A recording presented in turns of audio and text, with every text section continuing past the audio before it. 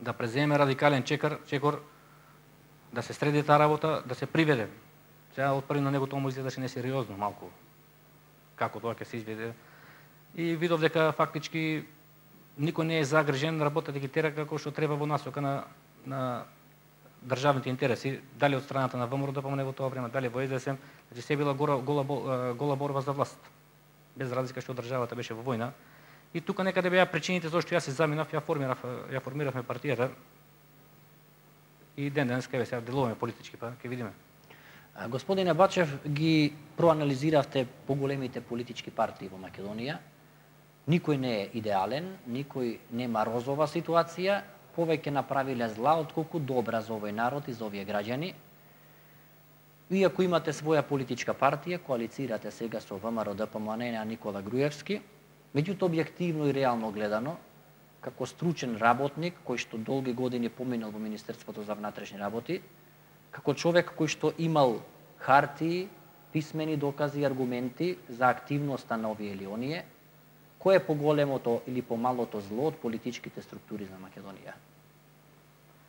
Па видете се. Реков врз база на аргументи, не врз база на емоции. Ние може и врз база на аргументи, може и прецизно, што кажам математички да го измериме тоа зло, али никаков фајде. Што го измериме кога државата тоне, кога за жал тој хаос продолжува, веќе Македонија веќе го допре дното што се вика во овие 15 години, дали на безбедносен, политички, па ако сакате на културен и на секаков план. И нема многу корист да кажеме овие или оние. Беа повеќе виновни или помалку виновни. Или подобро е да се оди напред, да не се гледа во минатото? Па најдобро е да не одбираме го помалку и поголемо зло, него најдобро е да ги тргнеме сите овие, сега може ќе употребам претежок збор, сите овие гангстери и битанги кои што ја опропастија државата, да ги тргнеме од политичката сцена и да се остави простор за една млада структура кој што ќе знае државата да изведе на прав пат. И сега некаде кон средината на емисијата споменавте дека Трајковски го советувале млади лица од типот на Пендаровски и Димитров, деца од по 25-6 години, кои што теориски научиле нешто на факултетот, а тие требало да го советуваат во услови на војна, и велите дека вашиот подпредседател на партијата категорично рекол дека за советници треба да се одбираат луѓе со побелени коси, затоа што тие поминале не само низ животното, туку и професионалното и стручното искуство, а сега пак велите дека на младите лица треба да им се остави простор за да го постигнат развојот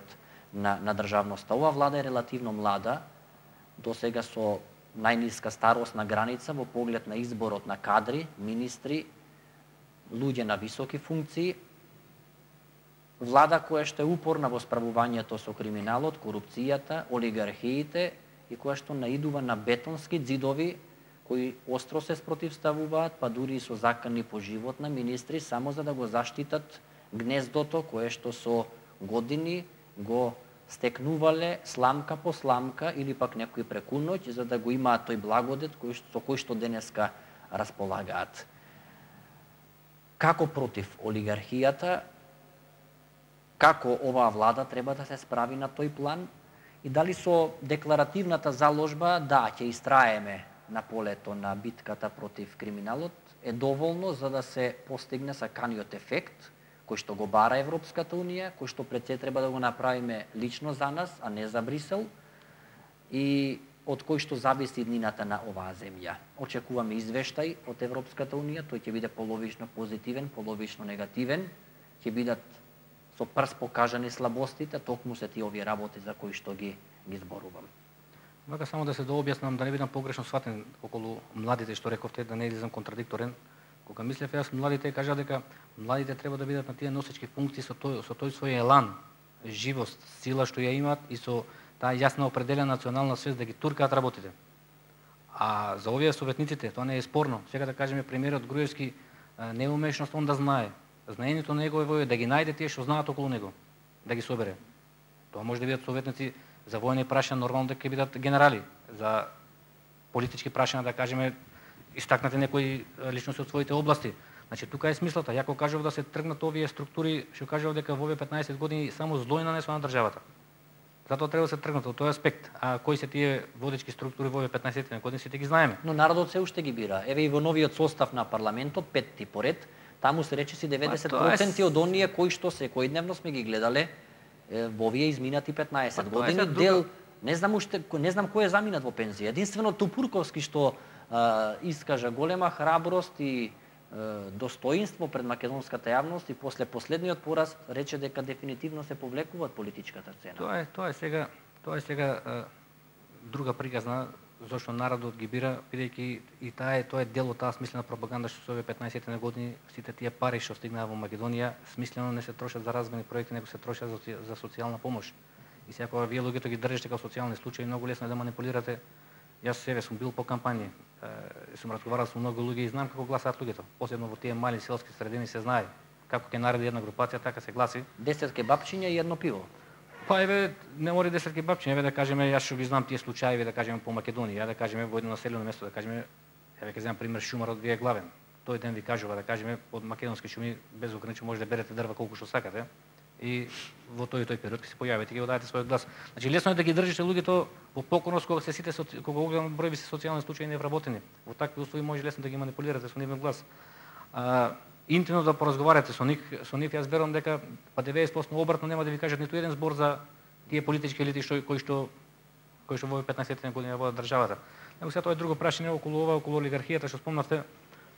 Фактички сега тоа ќе биде и клучниот тест на ова наша влада и на младиот премиер Груевски. Дали доследно ќе ја спроведеме таа заложба што ја спомнуваме нулта толеранција со корупцијата и криминалот.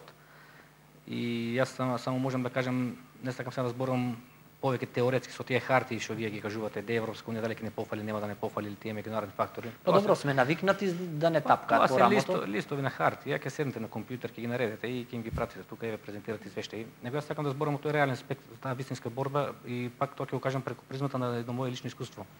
98 година кога победи ВМРО ДПМН променете, јас се сеќавам тогаш во прв момент премиерот Георгиевски кажа вака, ако се сеќавам, дури ќе го цитирам, рече вака, сега победивме, му ветивме на народот дека тоа беше во еден тесен круг така на луѓе, му ветивме на народот дека ќе расчистиме со криминалот и рече вака, браќа, сега тргнуваме да го расчистиме криминалот.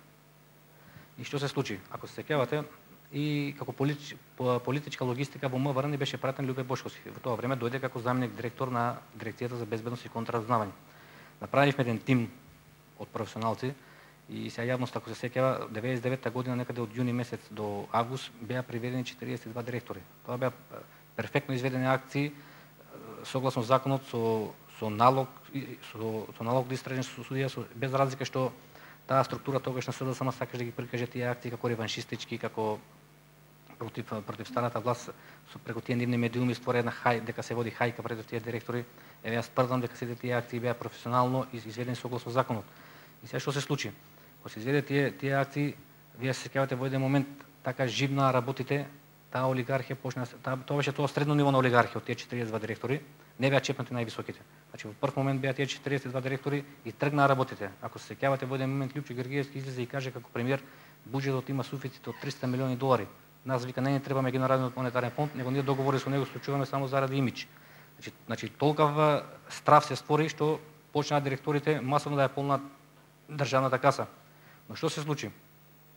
Кога требаше да се тргне на најголемите олигарци, тие десетина што така вообичаено во јавноста се спомнуваат, зачудувачки падна се во вода кога при една акција што имавме поставено, тоа колку што се сеќавам, едно село во Источна Македонија, мислам Кадрифаково беше, имавме поставено акција за апсење на Смиленски.